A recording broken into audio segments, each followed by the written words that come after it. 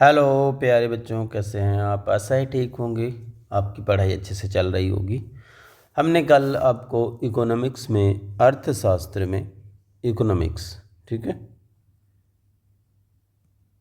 एक पहले पार्ट के वीडियो में हमने ये डिस्कस किया कि अर्थशास्त्र में जो क्वेश्चन इम्पॉर्टेंट दिए थे उनके सॉल्यूशंस क्या हैं।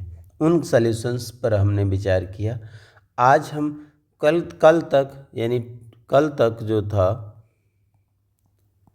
वो 10 क्वेश्चन आपके कंप्लीट हुए थे। सॉरी, 10 क्वेश्चन कंप्लीट हुए थे और 10 क्वेश्चन में आपने ये पढ़ा था कि उनकी डिटेल्ड स्टडी हमने यहाँ पे करवा दी थी आपको। इन 10 क्वेश्चंस के बाद यदि आपने इन 10 क्वेश्चंस का आंसर नहीं देखा है तो पहले कल वाला वीडियो जाके देख लीजिए और उसके बाद 11वें क्वेश्चन से आज डिस्कशन कर रहे हैं। हमने कल बताया था कि पहले से इस वीडियो को हम 2 पार्ट में बनाएंगे। तो अब क्वेश्चन नंबर जो 11 है वो कहता है पूर्ण रोजगार संतुलन और अपूर्ण रोजगार संतुलन में अंतर कीजिए। ठीक है, तो सिंपल क्या है, बहुत सरल है। पूर्ण रोजगार क्या है? Full employment. ठीक है, इसमें संतुलन में सभी संसाधन श्रम सहित यानी लेबर सहित सभी संसाधन। संसाधन कौन कौन से आपको पता है? भूमि, श्रम, पूंजी, साहस और संगठन। ठीक, तो ये जो आपके उत्पादन के संसाधन, ठीक, तो उत्पादन के जो संसाधन होते हैं उन उत्पादन के संसाधनों में, ठीक,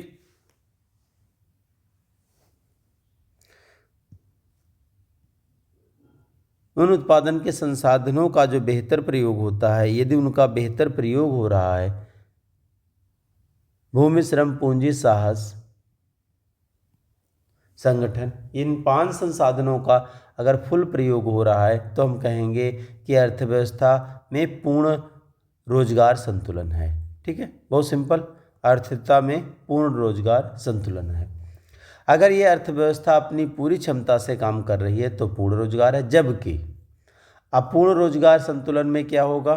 संसाधन विशेषकर श्रम बेकार रहते हैं और बेरोजगारी बनी रहती है। यानी कहने का मतलब है कि अगर पूर्ण रोजगार संतुलन है तो वहाँ पे अर्थव्यवस्था में सभी संसाधनों का बेहतर प्रयोग होता है, जबकि अपूर्ण रोजगार में अनैच्छिक बेरोजगारी, कोई अनैच्छिक बेरोजगारी, ठीक है, कुल आपूर्ति बराबर हो। मुख्य अंतर यह है कि पूर्ण रोजगार में कोई अनैच्छिक बेरोजगारी नहीं होती, जबकि अपूर्ण रोजगार में उत्पादन क्षमता का पूरा उपयोग नहीं हो पाता। ठीक है, तो ये बहुत मुख्य अंतर है। फिर है, आप इसको पढ़ लीजिए, पूर्ण रोजगार संतुलन में संसाधनों का उपयोग, बेरोजगारी, उत्पादन स्तर, संतुलन बिंदु। अपूर्ण रोजगार में भी वही उत्पादन संसाधन, बेरोजगारी, उत्पादन स्तर और संतुलन बिंदु। ठीक है, तो इस प्रकार से हमने आपको समझाया कि पूर्ण और अपूर्ण रोजगार संतुलन क्या है। ठीक है, उसके बाद आता है वस्तु विनिमय प्रणाली की कठिनाइयों का वर्णन कीजिए। देखिए, वस्तु विनिमय क्या होता है? वस्तु विनिमय का मतलब है वस्तु विनिमय। ठीक, वस्तु विनिमय में है क्या करते हैं कि एक वस्तु के बदले, कोई आपके पास एक वस्तु है, मान लो आपके पास चावल है, ठीक है, और दूसरी किसी के पास वस्तु है गेहूँ। ठीक है, चावल और गेहूँ अगर आपस में बदल ले तो हमें क्या कहेंगे? वस्तु विनिमय। यानी आप चावल, ए ने बी को चावल दे दिए और बी ने ए को गेहूँ दे दिए। तो इस प्रकार से हम जो अदला बदली होती है वस्तुओं की, उसे हम कहते हैं वस्तु विनिमय। तो जब वस्तु विनिमय होता है तो क्या क्या समस्या आती हैं, इन पर विचार करेंगे। ठीक है, तो पहली समस्या आती है आवश्यकताओं के दोहरे संयोग का अभाव। कहने का मतलब है कि हम उस व्यक्ति को ढूंढें जो मेरे पास जो वस्तु है उसको लेने के लिए तैयार हो। यानी किसी को जो गेहूं की आवश्यकता हो उस व्यक्ति की, यदि मेरे पास गेहूं है तो गेहूं की आवश्यकता वाले व्यक्ति को ढूंढो, और यदि आपके पास चावल है तो चावल, यदि आपके पास, आपको ज़रूरत है चावल, तो चावल देने वाले व्यक्ति की को ढूंढिए कि जिसके पास, यानी दो लोगों का आपस में मिलन कठिन होता है। मूल्य के सामान्य मापन में अंतर, ये मूल्य चावल का कितना होगा, गेहूं का कितना होगा, या दाल का कितना होगा, गेहूं का कितना होगा, कितनी मात्रा में वस्तु का आपस में बदली जाए, ये कठिनाई आती है। तो मूल्य मापन नहीं हो पाता है। अब वस्तुओं के भंडारण और परिवहन में दिक्कत आती, कोई ऐसी वस्तु है जिसको हम एक स्थान से दूसरे स्थान लाना ले जाना कठिन है, तो ये परिवहन की व्यवस्था दिक्कत करती है। और भंडारण का मतलब कुछ ऐसी वस्तुएं होती हैं जिनको आप लंबे समय तक एक पास नहीं रोक सकते, वो क्षरित होती रहती हैं, या उनको हम स्टोर करके रखते हैं जो कि हमें आज ज़रूरत है चीज़ों की, तो उन कठिनाइयों की, ये कठिनाइयाँ आती हैं जिससे कि वस्तु विनिमय नहीं हो पाता।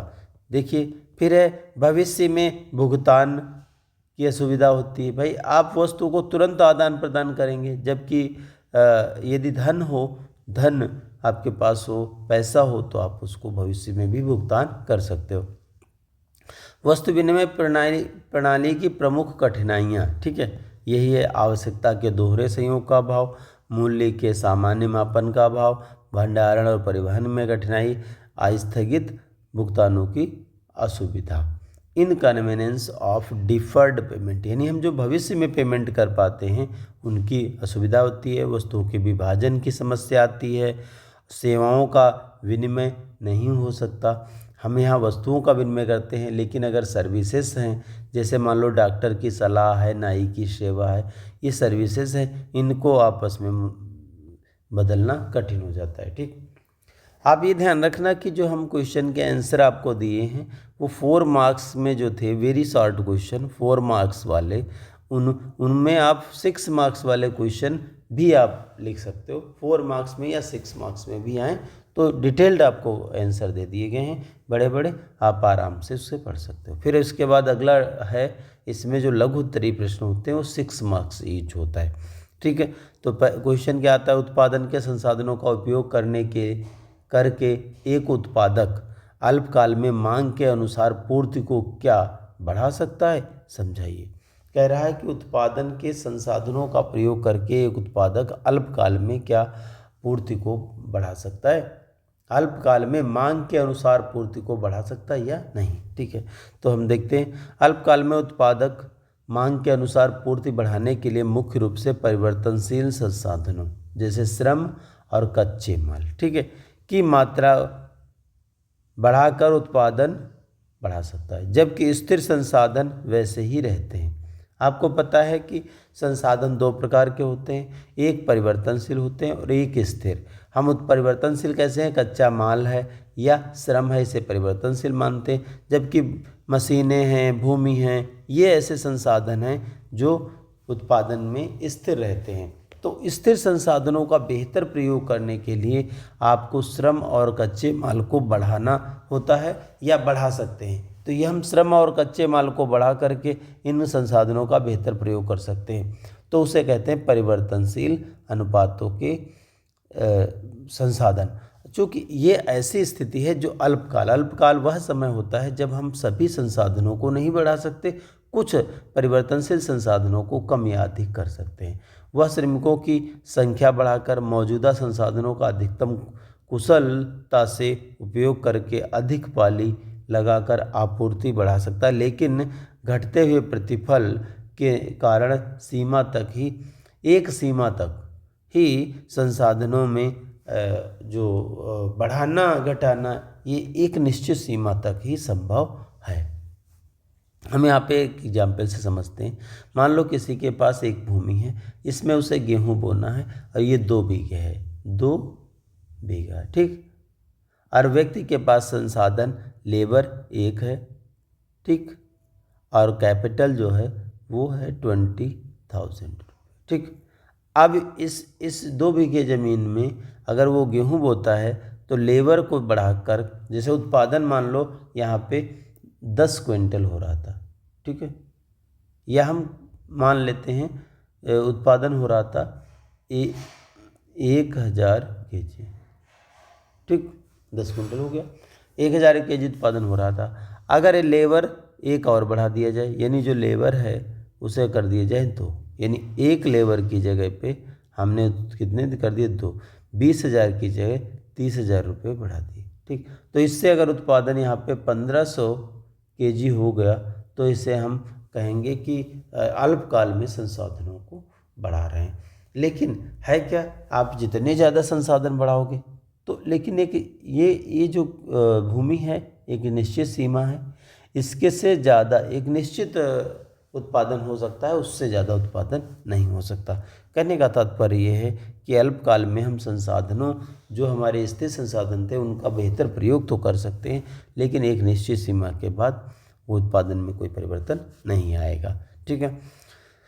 उत्पादन अल्पकाल में पूर्ति बढ़ाने के लिए क्या करता है, परिवर्तनशील संसाधनों का उपयोग करेगा, स्थिर संसाधनों का अधिकतम प्रयोग करेगा। मान लो आपको कोई कारखाना है 10 घंटे चलता है, ठीक है, घंटे चलता है, और आपको पता है कि 24 घंटे होते तो 14 घंटे और शिफ्ट बढ़ा करके चलाया जा सकता है और उत्पादन बढ़ाया जा सकता है। लेकिन 24 घंटे के से ज़्यादा का प्रयोग नहीं हो सकता, क्योंकि इससे ज़्यादा टाइम ही नहीं होता है। तो ओवर टाइम कितना हो सकता है, अधिकतम 24 आवर्स। तकनीकी में सुधार कर सकते हैं, अधिक पाली लगा सकते हैं, लेकिन इसमें कोई क्या होगा, घटते प्रतिफल का नियम लागू होगा। घटते प्रतिफल का मतलब होता है जैसे जैसे आप संसाधन बढ़ाओगे तो औसतन जो उत्पादन हो रहा था पहले की अपेक्षा घटते हुए दर से मिलेगा, बढ़ती हुई दर से नहीं। क्यों, क्योंकि इसमें कई चीज़ें, आपके कई फैक्टर्स काम करते हैं, ठीक। स्थिर लागतें, कारखाना भूमि प्रमुख लागतें स्थिर होती हैं, ठीक है, जिन्हें आप काल में नहीं बदल सकते, बाजार की स्थिति, ठीक। ये क्वेश्चन आपका। इसके बाद क्वेश्चन नंबर 14 है, आपूर्ति सारणी में कीमत तथा मांग को किस अक्ष पर दर्शाते हैं। तो आपूर्ति क्या होती है, आपूर्ति अर्थशास्त्र के संदर्भ में आपूर्ति से तात्पर्य किसी विशिष्ट वस्तु या सेवा की कुल मात्रा से है जो उपभोक्ताओं को उपलब्ध है, ठीक। तो आपूर्ति का मतलब जो सप्लाई है, जो आपकी सप्लाई है, ठीक है। तो सप्लाई क्या होता है, सप्लाई जो आपूर्तिकर्ता द्वारा बाजार में उपभोक्ताओं के लिए उपलब्ध कराई जाती है, ठीक। तो किसी अर्थव्यवस्था में किसी विशेष वस्तु की आपूर्ति विभिन्न कारकों पर निर्भर करेगी कि वस्तु की कीमत कितनी है, संबंधित वस्तुओं की कीमत कितनी है, बाजार में विक्रेताओं की संख्या कितनी है, विक्रेताओं की मूल्य अपेक्षाएं क्या है, यानी विक्रेता कितने में वस्तु को खरीदना चाहते हैं, उत्पादन का स्तर क्या है, और औद्योगिकी यानी प्रौद्योगिकी यानी टेक्नोलॉजी कौन सी उपलब्ध है, ठीक है। आपूर्ति वक्र, ठीक है, आपूर्ति वक्र को आप पढ़ लीजिए। आपूर्ति के नियम क्या हैं, आपूर्ति का नियम कहता है कि अन्य कारक स्थिर हैं, किसी वस्तु की या सेवा की कीमतें, ठीक है, और आपूर्ति की मात्रा एक दूसरे से सीधे संबंधित है, ठीक है। कीमतें बढ़ने पर पूर्ति बढ़ेगी, कहने का मतलब होता है यदि कीमतें बढ़ती हैं तो पूर्ति बढ़ेगी। अगर ये आपका प्राइस है, ये आपकी सप्लाई है, ठीक है। तो यदि प्राइस बढ़ रहा है तो सप्लाई भी बढ़ेगी, ठीक है। तो दोनों चीज़ें बढ़ती, मान लो आप प्राइस था P1 और सप्लाई थी S1, ठीक। तो ये अगर प्राइस P2 हो गया, P2, ठीक, तो अगर P2 सप्लाई हो गई है तो P2 अगर प्राइस हो गया है तो सप्लाई बढ़कर S2 हो जाएगी। यानी कहने का मतलब है कि जैसे जैसे प्राइस बढ़ेंगे सप्लाई भी बढ़ेगी, तो इसका मतलब है पॉजिटिव रिलेशन होगा, दोनों चीज़ें बढ़ रही हैं, ठीक है। तो कहने का मतलब है कि अगर आपके पास कोई वस्तु है और उसके मूल्य बढ़ जाएं, देखिए ये सप्लाई और का प्राइस का आपका दे रखा है, ठीक है, सप्लाई कर। तो कहने का मतलब है कि यदि किसी वस्तु के बाज़ार में मूल्य बढ़ जाए और आपके पास कोई वस्तु हो तो आप उसे बेचना प्रारंभ कर देंगे, ठीक है। आपूर्ति की मान्यताएं क्या होती हैं, ठीक, तो ये आप पढ़ लीजिए। प्रौद्योगिकी स्थिर रहनी चाहिए, परिवहन लागतों स्थिर रहनी चाहिए, संबंधित वस्तुओं की कीमतें स्थिर रहें, आपूर्तिकर्ता की कीमत लोच, ठीक। अब आप क्वेश्चन नंबर अगला देखें, बाजार में कीमत का निर्धारण किस प्रकार होता है, ठीक। बाजार में कीमत का निर्धारण मुख्य रूप से मांग और पूर्ति पर निर्भर करेगा। किस पे, मांग और पूर्ति, यानी डिमांड और सप्लाई की क्या स्थिति है, यहीं पे जो इक्विलिब्रियम बनता है उसी को हम कहते हैं मांग पूर्ति से ही बाजार के मूल्य डिसाइड होते हैं। ठीक, प्राइस इलास्टिसिटी ऑफ सप्लाई। ठीक है, तो percentage change in the quantity supplied और परसेंटेज चेंज इन प्राइस। ठीक, मांग और पूर्ति। मांग क्या होता है? किसी वस्तु की मांग अधिक होती है और आपूर्ति कम तो कीमतें बढ़ेंगी। ठीक है, मांग कम होने पर कीमत घटती है। फिर आपूर्ति में क्या होता है? जब किसी वस्तु की आपूर्ति अधिक होती है तो मांग, और मांग कम होती तो कीमतें क्या होंगी? घटेंगी। पूर्ति कम होने पर कीमतें बढ़ेंगी। ठीक है, ये बहुत सिंपल है। अगर पूर्ति बढ़ेगी तो कीमतें घट जाएंगी। भाई किसी चीज़ की सप्लाई ज़्यादा हो गई यानी वस्तुएं ज़्यादा हैं तो कीमतें घट जाएंगी। ऐसे ही मांग ज़्यादा है तो कीमतें बढ़ जाएंगी। ठीक है, मांग कम है तो कीमतें घट जाएंगी। पूर्ति कम है तो कीमतें बढ़ जाएंगी। ठीक, फिर संतुलन बिंदु क्या होगा? मांग और पूर्ति का जो संतुलन बिंदु आएगा तो जो अन्य महत्वपूर्ण कारक हैं, प्रतिस्पर्धा है, उत्पादन लागत है। ठीक, उसके बाद सरकार, देखिए यहाँ पे देखो आपको बता रखा था डिमांड आपके क्या होता है? प्राइस घटने पर डिमांड बढ़ जाती है। ठीक, और आपको पता है कि प्राइस बढ़ने पर सप्लाई बढ़ जाती है, तो ये इक्विलिब्रियम पॉइंट है। ठीक है, इसी को हम कहते हैं प्राइस, और जो सप्लाई है और किसी वस्तु की प्राइस है, किसी वस्तु की डिमांड है, उसमें क्या इक्विलिब्रियम आ रहा है, यानी संतुलन बिंदु। संतुलन बिंदु। ठीक, इसी संतुलन बिंदु पर ही मूल्य डिसाइड हो जाते हैं। ठीक, ग्राहक की अवधारणा क्या है? बाजार संरचना क्या है? ठीक, ये आपका देखो ये संतुलन बिंदु आ गया। सप्लाई है, सप्लाई और प्राइस का पॉजिटिव रिलेशन होता है, और डिमांड का और प्राइस का नेगेटिव रिलेशन होता है। ठीक, ये तो आपको पहले से ही पता है। ठीक है, आपूर्ति का ये आपका बाजार संतुलन क्या होता है? ठीक है, बाजार संतुलन क्या ऐसी स्थिति है कि विशेष स्थिति जिसमें वस्तु की आपूर्ति और उसकी मांग बराबर हो, पूर्ति और डिमांड, यानी S और इक्वल टू D। ठीक, तो उसे बाजार संतुलन कहेंगे। मांग और आपूर्ति में बदलाव। फिर है पूर्ण प्रतियोगिता, किसे कहते हैं? ठीक है, तो पूर्ण प्रतियोगिता क्या होती है? पूर्ण प्रतियोगिता क्या है? पूर्ण प्रतियोगिता में कोई अलग प्रकार नहीं है, बल्कि यह बाजार संरचना का एक सैद्धांतिक स्वरूप है। इसमें कई फर्में द्वारा समरूप वस्तुएं, ठीक है, बेची जाती हैं। क्रेता विक्रेता पूर्ण जानकारी होती है। रोजगार में बाजार में प्रवेश और निकास पर कोई बाधाएं नहीं होती। ठीक है, पूर्ण प्रतियोगिता क्या है? इसमें क्रेता विक्रेताओं की बहुत अधिक संख्या है, समरूप वस्तु है।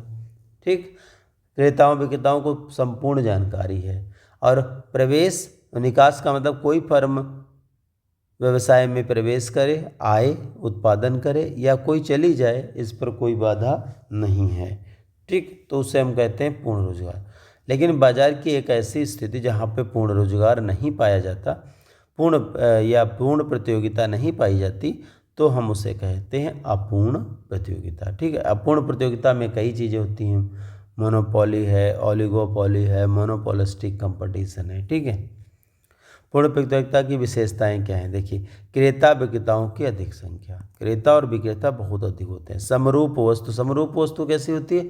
सबकी वस्तु एक जैसी है, यानी दिखने में एक जैसी, जैसे गेहूं है। ठीक, तो गेहूं क्या होता है? सभी किसान जो गेहूं पैदा करें और एक समान हो, तो उनके वस्तु की गुणवत्ता, आकार, पैकेजिंग बिल्कुल समान हो, तो उसे हम कहेंगे समरूप वस्तु। ठीक, और उद्योग में प्रवेश और निकासी स्वतंत्र का मतलब है कि कोई भी उद्योग, कोई भी व्यापारी उत्पादन के लिए आ सकता है और कोई भी व्यापारी उत्पादन को छोड़कर जा सकता है। पूर्ण जानकारी का मतलब है कि विक्रेताओं को, क्रेताओं को बाजार की संपूर्ण जानकारी है। अब कीमत स्वीकार्य क्या होता है? प्राइस टेकर का मतलब है फर्मों का बाजार शक्ति कम होती है, फर्मों की जो बाजार शक्ति कम होती है, और वो बाजार में मूल्य निर्धारित नहीं कर सकती, वो मूल्य टेकर होती है। जो बाजार में मूल्य चल रहा होता है वही स्वीकार करती है। ठीक है, जैसे कृषि बाजार है, शेयर बाजार है, अब अगला क्वेश्चन है कि केंद्रीय बैंक के प्रमुख कार्यों का वर्णन कीजिए। ठीक है, जो केंद्रीय बैंक होती है, जो आपकी केंद्रीय बैंक का मतलब है RBI. RBI means reserve bank of India. Reserve bank of India. आपको पता है कि भारत में आरबीआई की स्थापना कब हुई थी? 1935 में, 1935 में। ठीक है, तो आरबीआई के जो कार्य हैं उनकी बात करेंगे।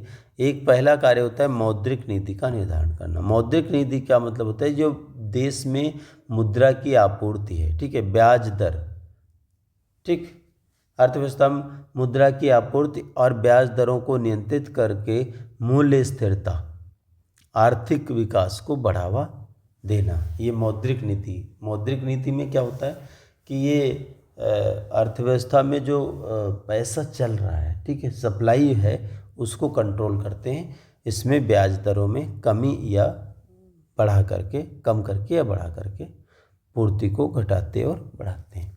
ऐसे मुद्रा जारी करना, नोट निर्गमन का मतलब आपके जो पास जो भारत में रुपया चलता है, इसको नोट का निर्गमन कौन करता है? आरबीआई करता है। ठीक है, पहले तो मौद्रिक नीति का निर्धारण करेगा, फिर मुद्रा जारी करेगा। बैंकों पर जो भी बैंक होते हैं, जो भी देश में बैंक चल रहे होते हैं, उनमें उनको कंट्रोल करता है, यानी उनके लिए रूल्स रेगुलेशन बनाता है। और सरकार के बैंकर के रूप में कार्य करता है और वित्तीय सलाहकार होता है। वित्तीय प्रणाली नियामक और पर्यवेक्षक होता है। जो आपकी फाइनेंशियल जो सिस्टम है, यानी जो पैसा धन चल रहा है, जो उसका पूरा प्रबंधन, लाइसेंस देना बैंकों को, कितनी आपको पैसे की आवश्यकता है या किस क्षेत्र में कितनी पैसे की आवश्यकता पड़ेगी या होनी चाहिए, इस सब की वित्तीय प्रणाली का नियामक भी है, यानी और सुपरविजन भी करता है और कंट्रोल भी करता है। फिर ये विदेशी मुद्रा का प्रबंध करता है, जो फॉरेन जो विदेशी मुद्रा भंडार आपने सुना होगा, उसका नियमन करता है। भुगतान प्रणालियों का प्रबंधन करता है कि पेमेंट का निपटारा या कैसे सेटलमेंट होगा। आर्थिक विश्लेषण और अनुसंधान के कार्य करता है। ठीक है, फिर राष्ट्रीय आय की अवधारणा को समझाइए कि राष्ट्रीय आय क्या होता है। तो आप पढ़ चुके हैं, किसी देश के सामान्य निवासियों द्वारा एक वित्तीय वर्ष में उत्पादित सभी अंतिम वस्तुओं और सेवाओं के कुल मौद्रिक मूल्य को आप कहते हैं राष्ट्रीय आय। ठीक है, जिसमें विदेश से अर्जित आय भी शामिल है। यह देश की आर्थिक स्थिति और नागरिकों की आय, मजदूरी, किराया, ब्याज, लाभ का एक महत्वपूर्ण संकेतक है, जिसमें आय व्यय उत्पादन विधियों से मापते हैं। ठीक है, 3 विधियाँ होती हैं। राष्ट्रीय आय की प्रमुख अवधारणा क्या है? इसमें उत्पादन विधि है, आय विधि है और व्यय विधि है। 3 विधि हैं, इनसे आप माप सकते हो। राष्ट्रीय आय में क्या क्या होता है? मजदूरी, किराया, ब्याज और लाभ होता है। महत्व है, ठीक है, देश के आर्थिक विकास, जीवन स्तर का आकलन हो पाता है, आर्थिक नियोजन नीतियाँ बन पाती हैं इसके माध्यम से। ठीक, राजस्व व्यय और पूंजीगत व्यय में अंतर कीजिए। राजस्व व्यय क्या होते हैं? दैनिक संचालन के लिए अल्पकालिक खर्चे, जैसे वेतन, किराया आदि जो दिया जाता है, जो वर्तमान वर्ष के लाभ हानि में दर्शाया जाएगा। ठीक, तो जो जनरल खर्चे होते हैं दिन प्रतिदिन के, जिनका प्रयोग, यानी जिन खर्चों का प्रयोग तुरंत हो जाता है या उनका लाभ 1 वर्ष के अंदर मिल जाता है, तो उसे हम कहते हैं राजस्व खर्चे। और जबकि पूंजीगत जो खर्चे होते हैं वो भविष्य के लिए होते हैं, लंबी अवधि के लिए होते हैं, संपत्तियों पर होते हैं, जैसे मशीनरी है, इमारतें हैं या भवन हैं, इनके निर्माण में होता है और इनका ये संपत्ति होते हैं। और इन संपत्तियों पर जो खर्चा होता है वो लंबे समय तक चलता है, यानी इनका जो लाभ होता है एक व्यवसाय को 4-5 साल 10 साल तक मिलता है, और इसमें जो कमी आती है उसको हम मूल्यह्रास कहते हैं। ठीक है, तो रिवेन्यू क्या है? ऐसे खर्चे हैं जिनका उद्देश्य व्यवसाय में जो मौजूदा संचालन व्यवस्था है उसके लिए करना है। और जबकि जो कैपिटल एक्सपेंडिचर होते हैं, पूंजीगत खर्चे होते हैं, उनका लंबी अवधि के लिए होता है और वो आय सृजन और संपत्तियों के निर्माण के लिए होते हैं। ठीक है, इसके बाद अगला क्वेश्चन क्या आता है, प्रश्न नंबर 20। एक विकासशील देश के विकास में राजकोषीय नीति की भूमिका का वर्णन कीजिए। ठीक है, विकासशील देश आप जानते हैं, और विकासशील देश यानी जो देश विकसित अवस्था में जा रहा है उसे विकासशील देश कहते हैं। और राजकोषीय नीति क्या होती है, फिजिकल पॉलिसी। ठीक है, फिजिकल पॉलिसी का मतलब है कि जो सरकार अपनी नीतियां बनाती है जिससे कि देश में गरीबी है, बेरोजगारी है, और शिक्षा की व्यवस्था है, स्वास्थ्य की व्यवस्था है, परिवहन की व्यवस्था है, बुनियादी व्यवस्थाएं हैं, इन मजबूत हो सकें, इसके लिए वो फिजिकल पॉलिसी का निर्माण करती है, राजकोषीय नीति का निर्माण करती है।